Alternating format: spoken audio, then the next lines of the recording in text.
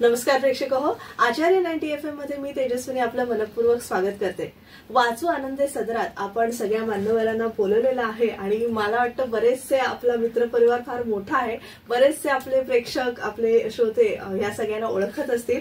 शून्य बघितलेला माणूस हे नवीन कोरं करकरीत पुस्तक आणि याचं अनावरण म्हणजे पुस्तक प्रकाशन सोहळा येत्या 5 नोव्हेंबरला रवींद्र नाट्य मंदिर दादर इथे संपन्न होणार आहे. आणि त्यानिमित्त या सगळ्या पाहुण्यांना म्हणजे घरचीच मंडळी आहेत खरं तर, पण तरी आज आपण पाहुणे म्हणूया स्टुडिओत आल्यामुळे, तर त्यांना आपण आमंत्रित केलेलं आहे.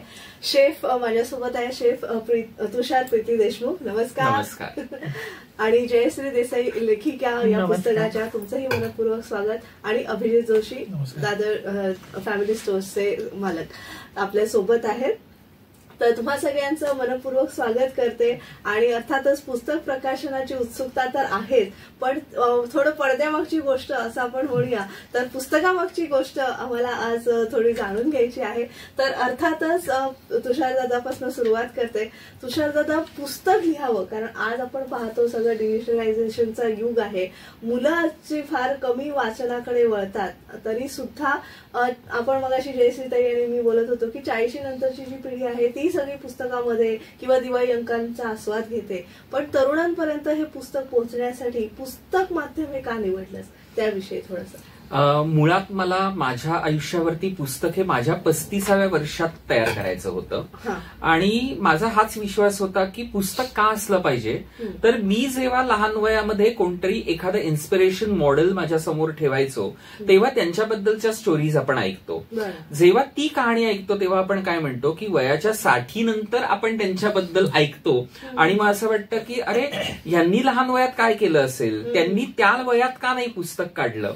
तर माझा मुळात विचार असा होता की लहानपणापासून माझ्यावरती आलेले आघात आणि त्यानंतर जेव्हा मी माझा व्यवसाय चालू केला आणि पहिला जो मला उद्योगश्री अवॉर्ड मिळाला तो खूप मानाचा होता. आणि तो मला माझा आणि मित्र योगेश म्हात्रे आम्हाला दोघांना जेव्हा मिळाला तेव्हा आम्ही बसलेल्या खुर्चीपासनं तो अवॉर्ड घेताना पर्यंतचा प्रवास हे आमच्या डोळ्यातले अश्रू होते. आणि त्या क्षणाला मी ठरवलं होतं की माझ्या आयुष्यावर पुस्तक का यावं, कारण नवीन पिढीला काही झालं तरी ते डिप्रेशनमध्ये जातात.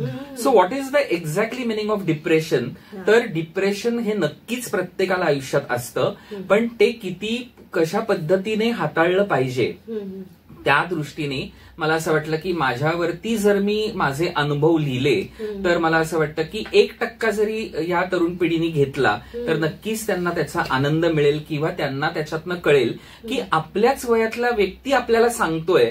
हा मला हट्टास होता आणि म्हणून मला ते पुस्तक करायचं होतं. तुषार दादा, तू शेफ म्हणून प्रसिद्ध आहेसच, आणि कसं शेफ म्हणून जरी प्रसिद्ध असलास म्हणजे एक आपण लेवल अचीव्ह केलेली असली तरी सुद्धा प्रत्येक घराघरातला माणूस असं तुझी ओळख आहे, कारण तू प्रत्येक माणसाला जोडत गेलेला आहेस. आतापर्यंत जर तुझा करिअर ग्राफ पाहिला तर म्हणजे करिअर ग्राफ म्हणजे करिअर एका बाजूला, पण माणसं जोडण्याची ही जी कला आहे ती म्हणजे पाककलेसारखीच आहे. म्हणजे आपल्या ताटात जसे सगळे कोशिंबिरीपासनं अगदी वरण भात तूप लोणचं सगळं असतं, तसे सगळे गुण तुझ्या स्वभावामध्ये आहेत. आणि मला वाटतं त्याचंच रूपांतर या पुस्तकामध्ये झालेलं आहे. आता लेखिकेकडे थोडंसं वळते, तुझ्याकडे मी येणार आहे. हो, पण तुला गंमत सांगू का, तू आता ह्याचा उल्लेख केला म्हणून सांगतो.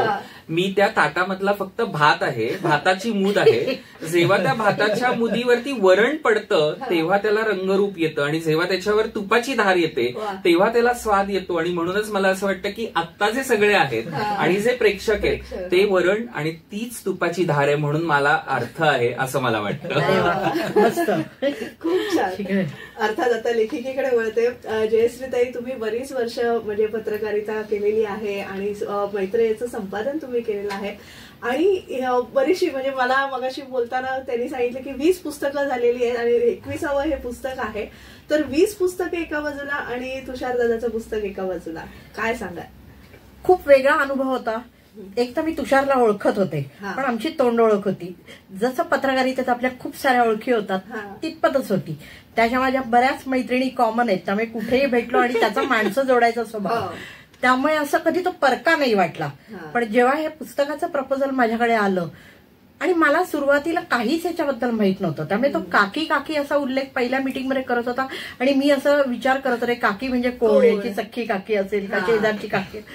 आणि नंतर जेव्हा त्यांनी मला 10 मिनिटात त्याची स्टोरी सांगितली तेव्हा माझ्या कॅनव्हास लक्षात आला या गोष्टीचा, की त्याच्यात खूप भावनांचे पदर आहेत, अनुभवांच्या वेगवेगळ्या शेड्स आहेत, माणसांच्या वेगवेगळ्या शेड्स आहेत. आणि मग मला ते चॅलेंजिंग वाटलं.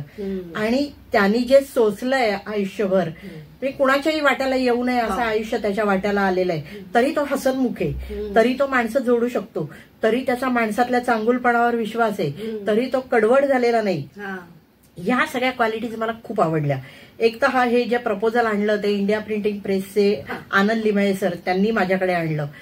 ते दर्जाबद्दल त्यांचं नाव प्रसिद्ध आहे, म्हणजे प्रकाशन असू दे नाही तर प्रिंटिंग असू दे. त्यामुळे त्यांनी हा विषय जर हातात घेतला असेल तर तो तेवढंच दर्जेदार निघेल याची मला खात्री होती. याची कहाणी ऐकल्यावर मला ते खूप चॅलेंजिंग वाटलं. प्रत्यक्षात ती करणं हे आणखीन चॅलेंजिंग होतं, कारण ती भावनांची रोलर कोस्टर राईड होती पहिल्या दिवसापासून. म्हणजे अनेकदा माझे डोळे पाणावायचे पण मी याला दिसू द्यायचे नाही, कारण तो वीक पडायला नको होता मला. त्याचे डोळे पाणावायचे, त्याचा गळा भरून यायचा, पण तो ते मला दाखवायचा नाही.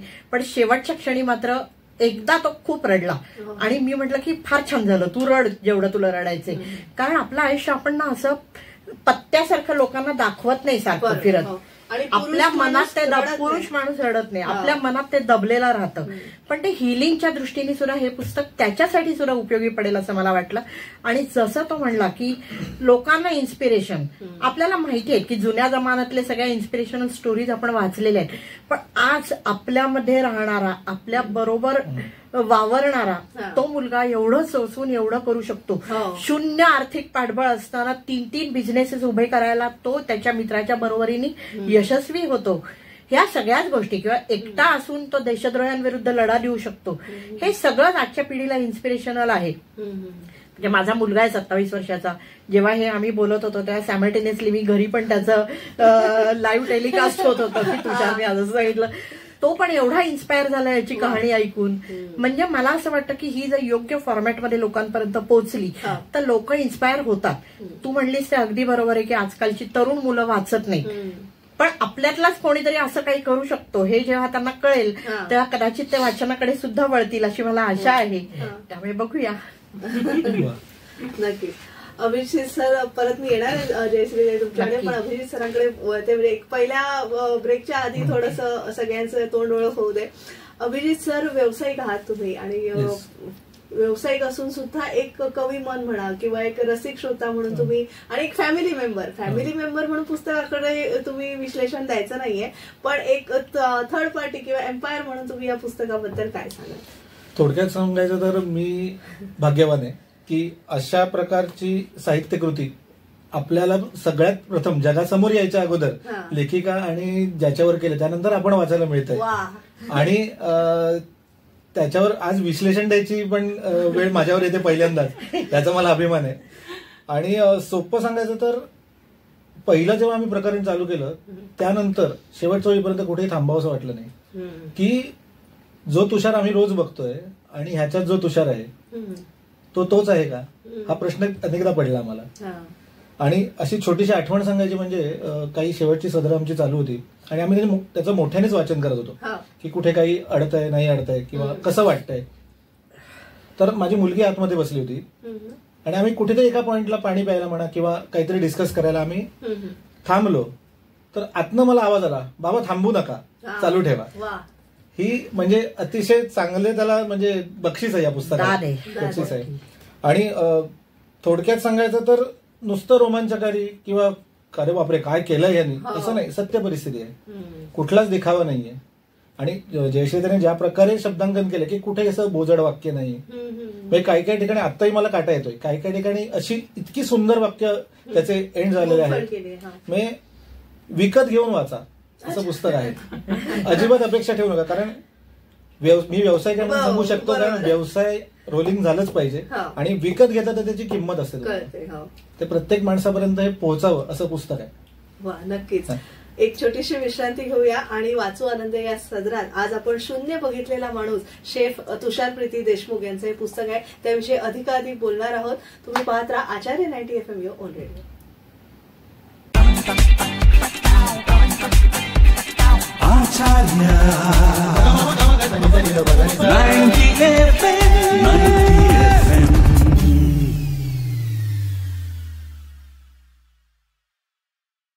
विश्रांतीनंतर तुम्हा सगळ्यांचं पुन्हा एकदा स्वागत. तुम्ही ऐकत आहात आचार्य 90 FM युअर ओन रेडिओ. आणि आज आपण वासू आनंदे या सदरामध्ये नवीन येऊ घातलेल्या पुस्तकाविषयी चर्चा करतोय.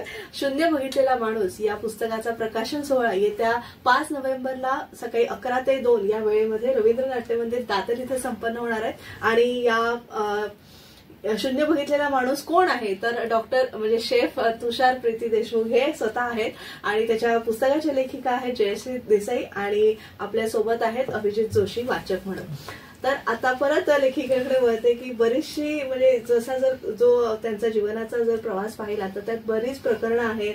आणि प्रकरणं म्हणणार नाही प्रकरणं पण वेगळ्या प्रकरणं सध्या आहेत बरीच. तर ते कसे तुम्ही म्हणजे कसा त्याचा धांडोळा घेतलेला आहे त्याविषयी थोडंसं. मला असं वाटतं की तुषारचं जे आयुष्य आहे ना ते 2 आयांच्या मध्ये तोललं गेलेलं आहे. एक त्याची आई आणि देवकी त्याची आणि दुसरी यशोदामाई. या 2 क्लिअर कट मला 2 डिव्हिजन्स त्याची दिसत होती. आई असतानाचं त्याचं आयुष्य आणि आई गेल्यानंतरचं त्याचं आयुष्य. आई असताना लाडाकोडात वाढलं, आईचे लाड होते पण घरची परिस्थिती विपरीत होती त्यामुळे त्या काळात त्याला नको ते अनुभव सगळे घ्यावे लागले. आणि त्याच्यानंतर आई गेल्यानंतर तर भिरभिरल्यासारखं आयुष्य झालं होतं. तर त्यानंतर जे त्याला सावरलंय त्यांनी त्या काळात जसा जसा आम्ही एक ठरवलं होतं की क्रोनॉलॉजिकल ऑर्डरनीच जायचं. त्यामुळे सुरुवात या पुस्तकाची जी होते ती आई गेली बॉम्बस्फोटात त्याची 92-93च्या तिथून पुस्तकाची सुरुवात होते. पुस्तकाचा जो एंड होतो तो काकी म्हणजे त्याची यशोदामाई ती जेव्हा गेल्या तिथे हे होते. आता ह्याच्या पुढे त्याचं आयुष्य चालणार नाही का चालेल तो खूप भराऱ्या पण घेईल पुढे. पण मुळात त्या काळात जे ग्राउंडिंग लागतं आपल्याला ते जे मी म्हटलं की तो कडवट नाही झाला किंवा तो हे नाही झाला हे कदाचित काकींचे संस्कार आहेत. त्या जर नसत्या लाभल्या तर तो कदाचित झाला असता. म्हणून त्याची सुरुवात जी अशी झाली परत त्याची आई खूप धडाडीची होती सख्खी आई त्याची जन्मरात्री. तर ते कुठून आलं आईमध्ये तर म्हणून आम्ही आईच्या बॅकग्राऊंड पासून अशी सुरुवात केली. मग आईचे वडील कोयना डॅमला हे होते, नेहरूंनी त्यांना कौतुक केलं होतं पंडित नेहरूंनी वगैरे इथपासून ती सुरुवात झाली. आई धडाडीची होती, मदतीला धावून जात होती, राजकीय कामात होती ती. म्हणजे घरातली सगळी विपरीत परिस्थिती सांभाळून ती बाई एवढं सगळं करत होती. आणि एवढं करूनही तिच्या चेहऱ्यावरचं हसू मावळत नव्हतं. म्हणजे आपण हृदयी अमृत नयनी पाणी असं बायकांचं वर्णन करतो सेम टू सेम तिची आई होती तशी. पण आई गेली आणि 13 वर्षाचा एक मुलगा घर सावरायला उभा राहतो. त्याला असं वाटतं की आता हे घर मीच सावरलं पाहिजे. हे म्हणजे इमॅजिनच नाही करू शकत. म्हणजे मी म्हटलं माझाही मुलगा आहे पण सकाळी तो मुलगा घरचं पाणी बिणी भरणं, दूध आणणं, फुलं आणणं, पूजा करणं, त्याच्यानंतर स्वयंपाक करणं, डबे हे करणं, वडिलांना पण डबा देणं, घरी आल्यावर आई करायची तसं संध्याकाळचं खाणं करणं, रात्रीचं जेवण करणं हे सगळं तो मुलगा करतो. आणि विपरीत अनुभव येत असतानाही तो शिक्षण सोडत नाहीये त्याचं. किंवा ती परिस्थिती अशी झाल्यावरही त्यांनी ठरवलं की मी बिझनेस करणार पापड लोणच्याचा आणि कॉलेजची फी उभी करणार. म्हणजे हे सगळं जे आहे ना हे परिकथा नाही म्हणता येणार किंवा फिक्शन नाही म्हणता येणार. त्याच्या आयुष्यात खरं घडलंय. कोणी जर सांगितलं असतं तर कदाचित कोणी विश्वास नाही ठेवणार. आणि ते करत करत तो संघर्ष करत कसा आतापर्यंत आला, कसे 3 बिझनेसेस झाले, कसं त्यांनी एक शेफ म्हणून त्यांनी केटरिंगचं शिक्षण नाही घेतलेलं आहे पण तो शेफ कसा झाला, आईकडे थोडंसं शिकले, आईकडे, आजीकडे, काकींकडे असं बऱ्याच जणांकडे तो शिकत गेला. म्हणजे तो शिकण्याची त्याची वृत्ती होती. त्यामुळे आम्ही क्रोनॉलॉजिकल ऑर्डरनी गेलो की आधी त्याची आई गेली ते पहिलं प्रकरण, त्याच्यानंतर आईविषयी म्हणजे आईची फॅमिली बॅकग्राऊंड माहेर तिचं वगैरे, त्याच्यानंतरचा जो काळ जसा जसा येत गेला, आधी ते पुण्याला होते, मग सीबीडीला आले, मग दादरला आले, मग त्याच्या आयुष्यात जे जे काही स्थित्यंतर होत होती ही स्थित्यंतर मुलाच्या बाबतीत त्या टीनेज वयामध्ये खूप जास्त असतात. आणि त्या वयात त्याला खूप आधार लागतो, भूक खूप लागते पण खायला मिळत नव्हतं. भावनिक आधार जो होता तो कोणीच नाही. आजीचा आधार होता पण त्या वयात आजीचा आधार पुरे नाही पडत मुलांना, ते होतं. म्हणजे ही जी सगळं मी म्हटलं ना भावनांची रोलर कोस्टर राईड होती. मग पहिला बिझनेस कसा सुरू केला त्यातलंही काही माहिती नव्हतं. ऑटो रेंटलचा सर्व हे केला तर गाड्या म्हणजे पहिली गाडी त्यांनी भाड्याने घेतली, गाडी घेतली आणि ती भाड्याला लावली तर ती गाडी आपण धुवायची असते की ड्रायव्हरनी हे पण माहिती नव्हतं. पासून त्याची ती सुरुवात झाली. आणि असं करत करत एक एक बिझनेस आणि त्याच्यात अनेकदा त्याचे आजार पण आले. स्लिप डिस्क एक प्रकरण आहे. कोरोना काळात तो 21 दिवस बेशुद्ध होता. 28 लाखाचं हिंदुजाचं बिल झालं. ते उभं करण्यासाठी त्याच्या ही जी फॉस्टर फॅमिली आहे, योगेश किंवा त्याची आई वगैरे, यांनी काय काय केलं, गाड्या कशा विकल्या, घरं किती बदलली, हे सगळं जे आहे ना म्हणजे इन्स्पिरेशनल आहे असं मला वाटतं. आणि जे तो आईविषयी करू शकला नव्हता, आणि ह्याला आम्ही ऑटोबायोग्राफिकल हे केलं, आत्मचरित्रात्मक लिहिलं. मुळात कल्पना अशी होती की मी याची कहाणी लिहायची, म्हणजे मी याचं चरित्र लिहायचं. पण ह्याची जी तगमग मला जाणवली ना की माझ्या भावांना बाकीच्यांना कळत नाही, ठीक आहे, माझ्या बाबांना पण का कळत नाहीये, हे जर तृतीय कोणीतरी लिहिलं ना तर ती तीव्रता नाही येणार त्याच्यात. माझं माझ्या बाबांना कळत नाहीये, ही जी त्या मुलाची तगमग आहे, जे त्याच्या मनातलं साचलेपण आहे, हे जर बाहेर यायला हवं असेल तर त्याला आत्मचरित्रात्मकच हे पाहिजे होतं असं मला वाटलं. म्हणून आम्ही ते केलं. आणि मग ते त्याचे वेगवेगळे प्रकरण, मग त्यांचं मेडिकल स्टोअर आहे, ऑटो रेंटल आहे, अशा सगळ्या ह्याच्यातनं शेफ म्हणून एक प्रकरण आहे. असं सगळं करत तो प्रवास पुढे जातो. आजारपण आहेत त्याची त्याच्यात, आणि काकींचा शेवट तिथपर्यंत ते पुस्तक येतं. नक्कीच. तुषार दादा, परत तुझ्याकडे मला वाटतं शून्य बघितलेला माणूस तू आहेस, पण मला वाटतं पुढचं पुस्तक नक्कीच येईल. आणि किती शून्य बघितलेला माणूस, होप सो, आपण अशीच प्रार्थना करूया. म्हणजे जास्तीत जास्त शून्य बघितलेला माणूस कोण, तेव्हा आपण परत भेटणार आहोत.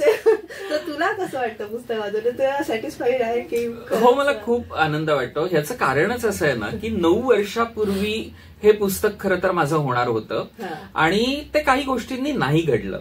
पण एका पॉइंटला असं झालं की माझ्यावरती पुस्तक येणार होतं, माझ्यावरती चित्रपट येणार होता, इतक्या गोष्टी घडणार होत्या. आणि नंतर असं वाटलं की पुन्हा की अगदी जे सुरुवातीला लहानपणी वाटायचं की माझ्या आयुष्यात हे काही नाहीच आहे, मग आपण ह्याच्यासाठी का हट्टास करतोय जरी कोणी ठरवलं. ह्याही वेळेला असं वाटलं की, आणि मग काकींना जेव्हा मी म्हटलं की काकी माझं आयुष्यच असं आहे की जे फक्त मला त्याच्यात सहन करायचंय पण त्याच्यात यश मिळणार नाहीये, हे आता मी स्वीकारलंय. आणि काकींचं म्हणणं नेहमी होतं की जितके अश्रू किंवा जितके अश्रू तू गोठलेत तुझे, त्या प्रत्येक अश्रूचा न्याय तुला मिळणार, हे त्यांचं वाक्य नेहमी असायचं. आणि काकींचा आशीर्वाद म्हणजे सांगूच शकत नाही त्याच्याबद्दल.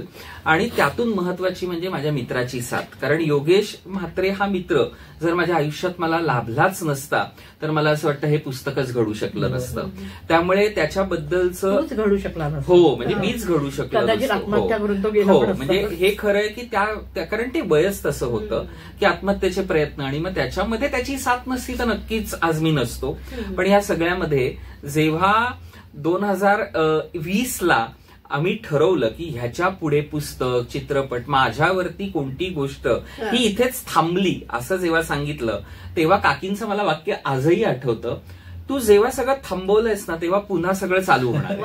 म्हणजे त्यांना हा विश्वास होता की तुषारने एवढे शून्य बघितलेत आणि तो त्या शून्यातनं काहीतरी निर्माण करतोच किंवा निर्माण होतं, ही ताकद त्यांच्यामध्ये होती.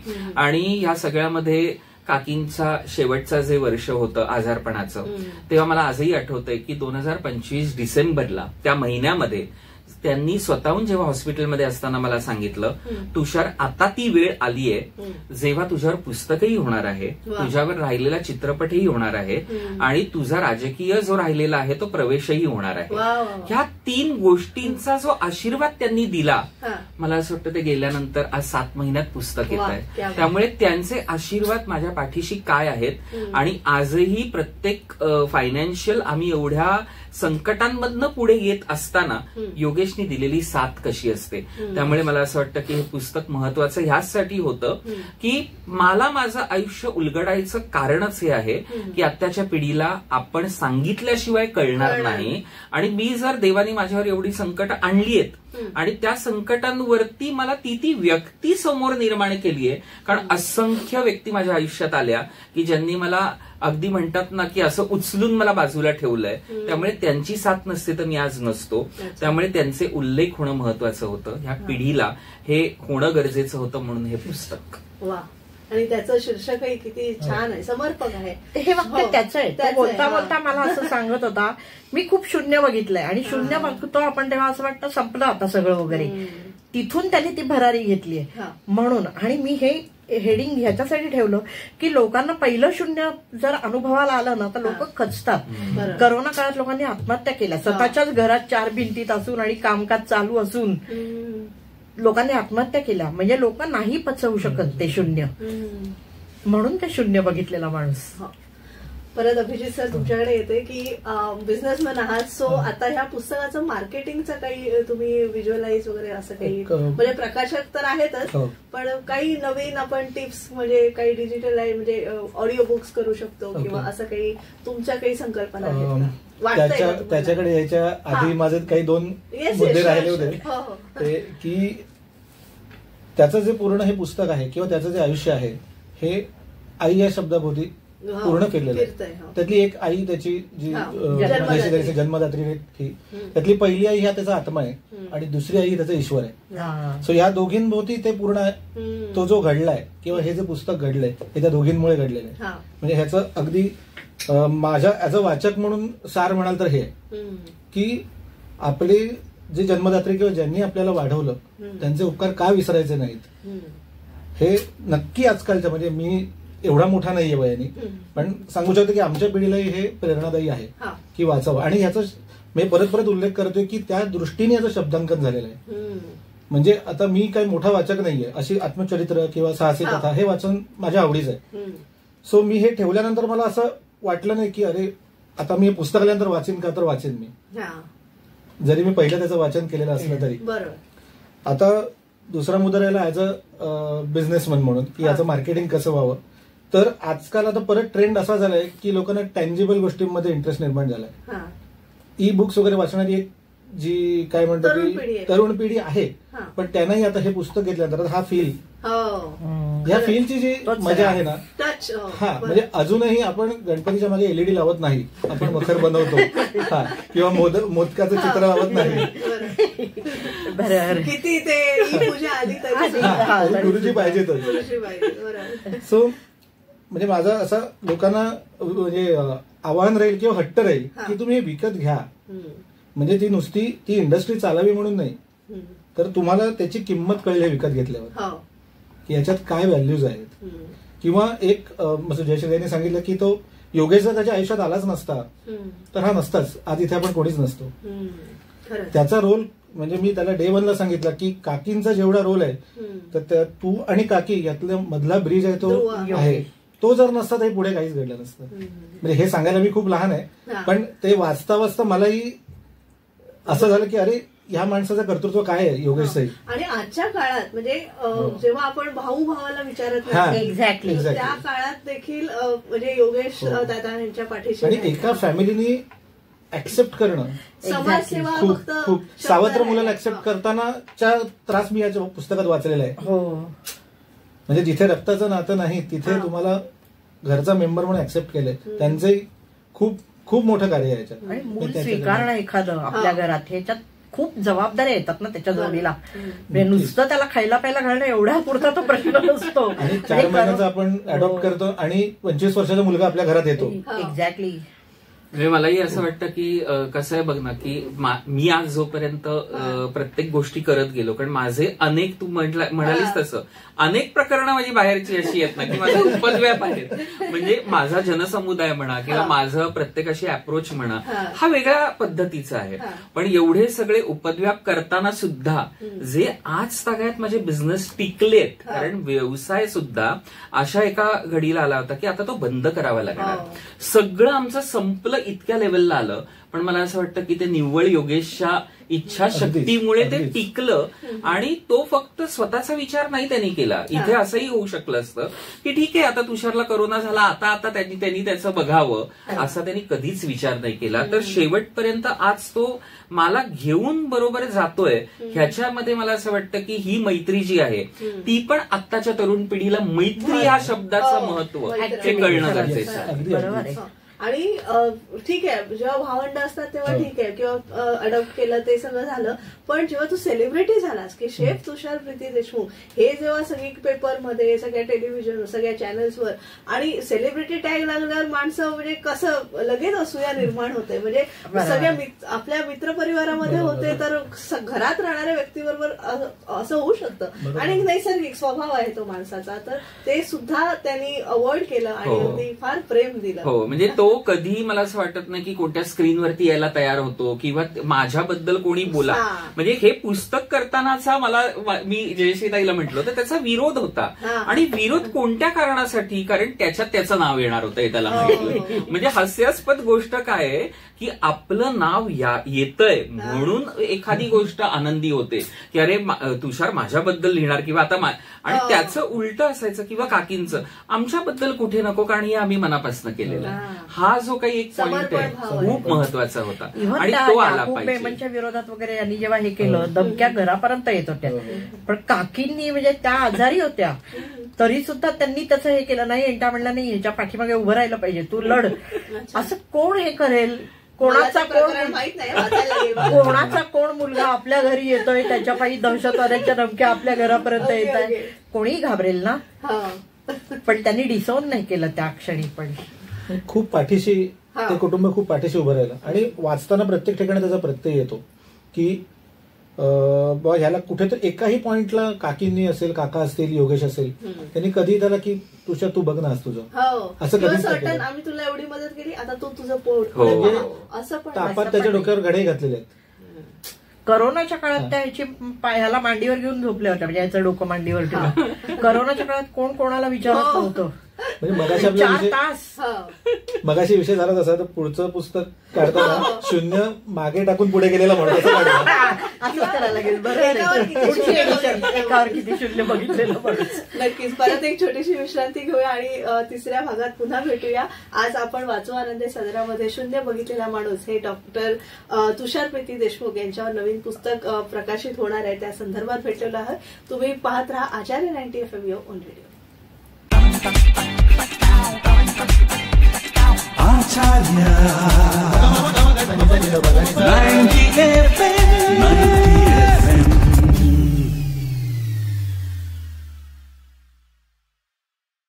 विश्रांतीनंतर तुम्हा सगळ्यांचं पुन्हा एकदा स्वागत. तुम्ही ऐकत आहात आचार्य 90 FM ऑन रेडिओ आणि आज आपण वाचू आनंदे या सदरामध्ये शून्य बघितलेला माणूस डॉक्टर तुषार प्रीती देशमुख यांच्या पुस्तकाविषयी बोलणार आहोत. अर्थातच आता 5 नोव्हेंबरला मगाचपासून मी 2-3दा ऍड केली. 5 नोव्हेंबरला रवींद्र नाट्य मंदिरमध्ये शाही समारंभ होणार आहे. पुस्तक प्रकाशन सोहळा रंगणार आहे. या पुस्तकाचा 11 ते 2 ही वेळ आहे आणि सगळ्यांना या चॅनलच्या माध्यमातून आम्ही सगळेच तुम्हाला आमंत्रित करतो आहोत तुषारची परमिशन घेऊन की तुम्ही नक्की खूप प्रमाणात या पुस्तकाला तर सगळ्यांनी सहकार्य करायचंच आहे आणि प्रकाशन सोहळ्याला नक्कीच तुमची उपस्थिती आम्हाला प्रार्थनीय आहे.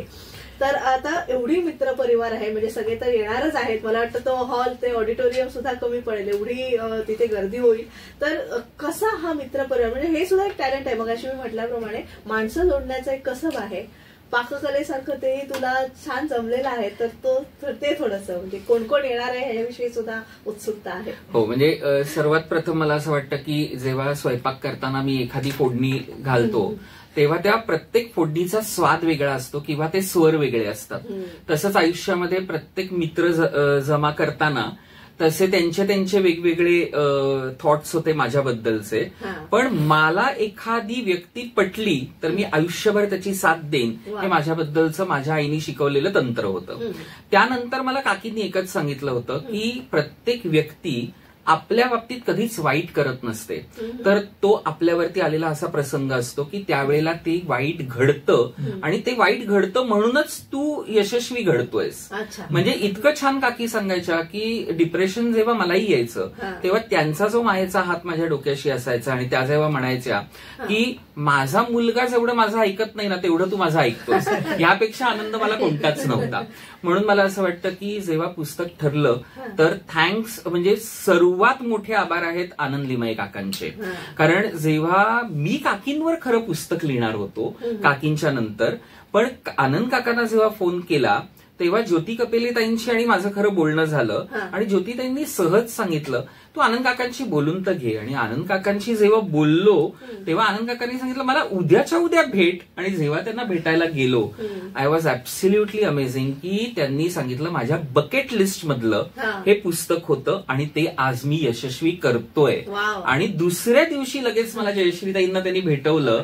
जेव्हा त्यांनी मला नाव सांगितलं तेव्हा अजून आनंद का झाला, कारण ह्या व्यक्तीला तर मी ओळखतोय, अशी जी इमेज झाली. त्यामुळे मला असं काही वेगळं वाटलं नाही.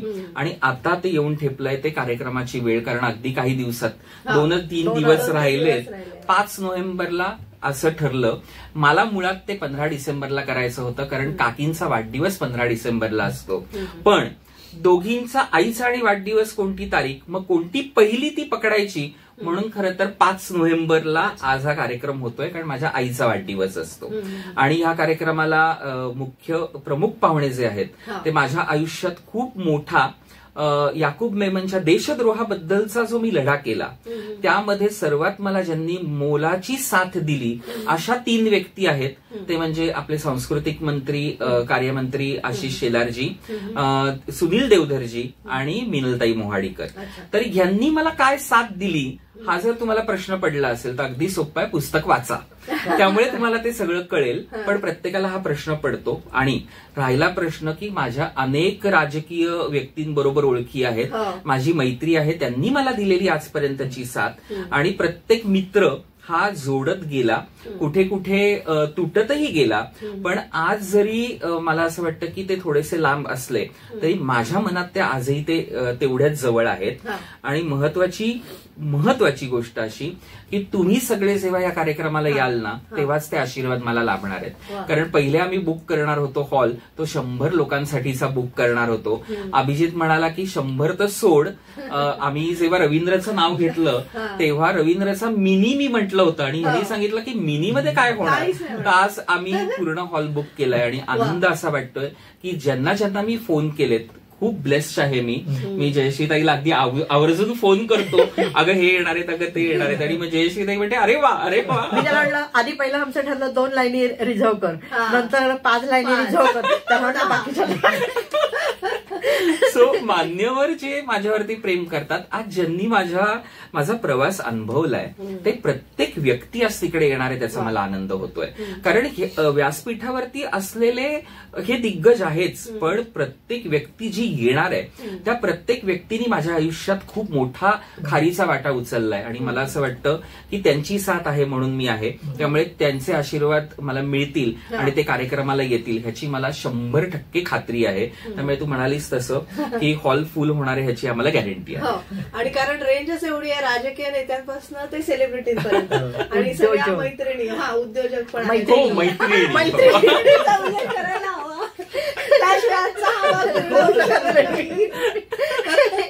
म्हणजे त्याच्यावरती पण एक किस्सा आहे की अनेकांना असं वाटतं की इतक्या बायकांच्या करण्यात हा कसा काय राहू शकतो. तेव्हा मी त्यांना एकच सांगतो, मला वाटतं आदेश बांदेकरांनंतर होम मिनिस्टर तुषार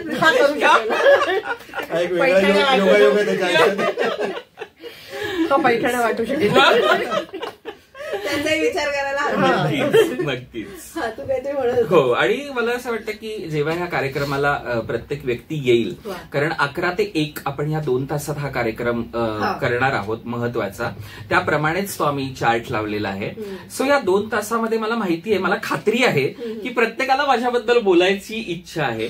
तेव्हा ते शक्य होणार नाही. त्यामुळे तुम्हाला माझ्याबद्दल जर बोलायचं असेल तर छोटासा व्हिडिओ बनवा, तो मला पाठवा, आपण तो नक्कीच सोशल मीडियावर टाकू. आणि मला सोशल मीडियावरती, कारण मला खात्री आहे पत्रकारांनी किंवा सोशल मीडियाने मला जगासमोर आणलं नसतं तर माझा प्रवास अपूर्ण होता. त्यामुळे खरंच तुमचे सगळ्यांचे आभार आहेत की तुम्ही मला वेळोवेळी ते व्यासपीठ दिलत. प्रत्येकाला ते व्यासपीठ मिळत नाही. म्हणजे माणसाने किती मेहनत केली तरी ते व्यासपीठ किती गरजेचं आहे. आजही आम्ही बोलताना म्हणतो की सोशल मीडिया किती महत्वाची आहे, पण सोशल मीडियाचा योग्य वापर करा तर तो योग्य आहे. पण नाही त्या गोष्टींसाठी आपण केला तर मग तो किती घातक आहे हेही आपल्याला माहितीये. त्यामुळे शून्य बघितलेला माणूस सोशल मीडियावर जरी गाजत असला तरी तुम्ही आवर्जून या पुस्तक प्रकाशनाला या आणि आशीर्वाद तर द्याच, पण पुस्तक विकत घ्या. ह्यासाठी आनंद लिमये काकांच्या ह्या पुढाकाराला आणि जयश्रीताईंनी ज्या पद्धतीने शब्दांकन करून अक्षरशः 22 दिवसात आमचं गप्पा मारून त्यानंतर तिने 1 महिन्यात पुस्तक तयार केलं, म्हणजे लिखाण पूर्ण केलंय आणि काकांच्या म्हणण्याप्रमाणे 3 महिन्यात पुस्तक तयार झालं. त्यासारखा सुवर्ण योग तो कोणताच नाही. ती वेळ आणि काळ स्वामींनी आणली म्हणून ती गोष्ट घडली आणि आज आम्ही दत्त संप्रदायातले सगळेच आहोत. त्यामुळे मला असं वाटतं की पहिली जी कव्हर कॉपी आहे ती थेट गिरनारला पोचली, ह्याच्यासारखा आनंद तो कोणता. त्यामुळे प्रत्येकाने जरूर या, वाट पाहतोय. स्वामी कृपा आहेच तुमच्या सगळ्यांवरच आपल्यावर. तर नक्कीच या कार्यक्रमाला सगळ्यांनी यावं आणि आमचं देखील ही मुलाखत तुम्हाला आवडली असेल अशी आशा व्यक्त करते.